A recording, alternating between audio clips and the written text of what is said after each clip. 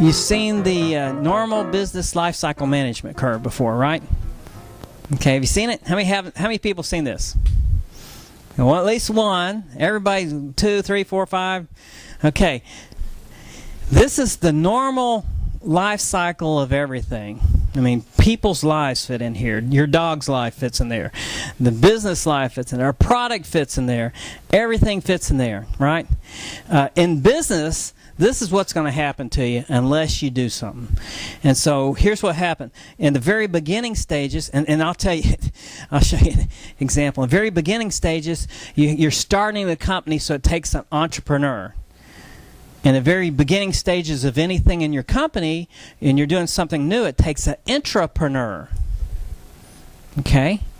And an entrepreneur takes personal risks for personal gain. An intrapreneur takes personal risk for company gain. Okay? You can't start a new division or a new something without personal risk. Can't start a new product line without personal risk. And so you got to find intrapreneurs in a company, same way you have to have an entrepreneur outside a company. And so it's got to be somebody who's used to taking risk, right? And then over a period of time, you go through a growth phase. And that's when you're first starting a company, you can actually make decisions on the back of an envelope.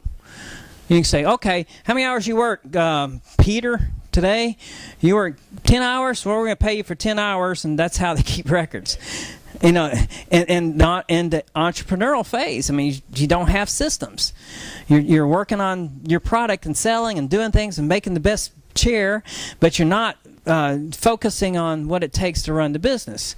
So when you get from 3 people to 103 people, then that growth requires systems. Okay, so this person, it's called a sophisticated manager or systems engineering people to go in and create systems, right? Yeah, it's up to you and whoever started it. But most of the time, that's how the people get rich, right? And now, when you get to the point where you saturated the market, it becomes mature, right?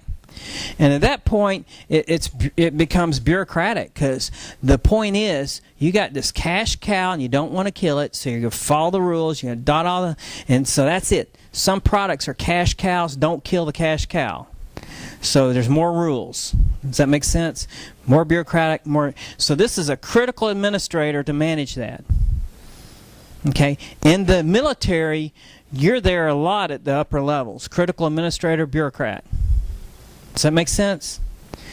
At some point, your product's dying off, your company's dying off, or that division's dying off, or something's dying off. So it's aging, and now you need an opportunistic person to go in and change something. That person can sell off the old machine and get rid of workforce. Now, this is no fun. This is no fun. So the guys that are over here start retiring at this point, because it takes a certain person to do that. Okay, now, if every company goes through that, why isn't every company dead? At a certain time in their life, because change is what keeps them alive. Change in the product, change in the philosophy, change in the way you do business, all those other things, right? And I'll tell you, one of the big mistakes I've seen a lot is you have somebody who's here and you bring a new product in or a new division in, and you say, well, this person is the best critical administrator we have. You're not saying that, but that's what he is. She is. And you put them back over in entrepreneurial phase. Their whole life has been spent milking that cash cow and making sure it doesn't die, and now you're putting him somewhere they have to take personal risk and make decisions on the back of the envelope, and you expect them to excel. That's one of the biggest problems I see. I've seen it in consulting at high-tech companies for the government, and where they'll take the admiral out of the Navy. Admiral has all kinds of contacts. Now we're putting them into a consulting company, and their whole job is go in different markets. So basically they took the admiral and put them into entrepreneurial phase. Doesn't work most of the time. Does that make sense?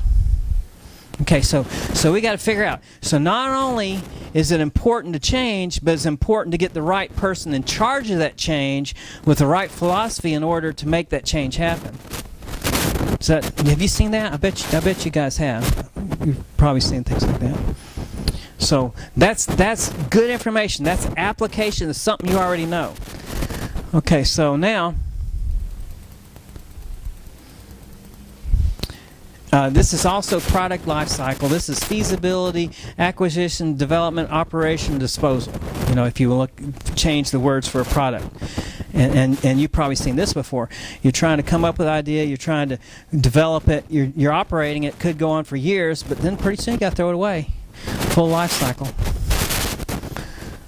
Okay. Okay, now I'm going to look at that concept related to product life cycle, and then I'm going to bring it to what we've been talking about, right? Is this stuff interesting?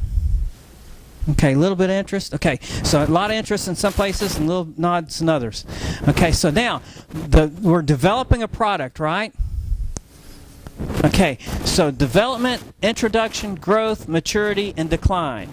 That's the stages of that product. Does that make sense? You're probably, a couple of you, do you develop products too? You're manufacturing, aren't you? Okay, but you're developing a lot of things.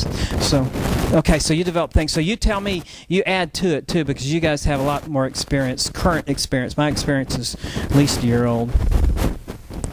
Okay, so now we see that this is the curve we see, right? And this is the revenue stream.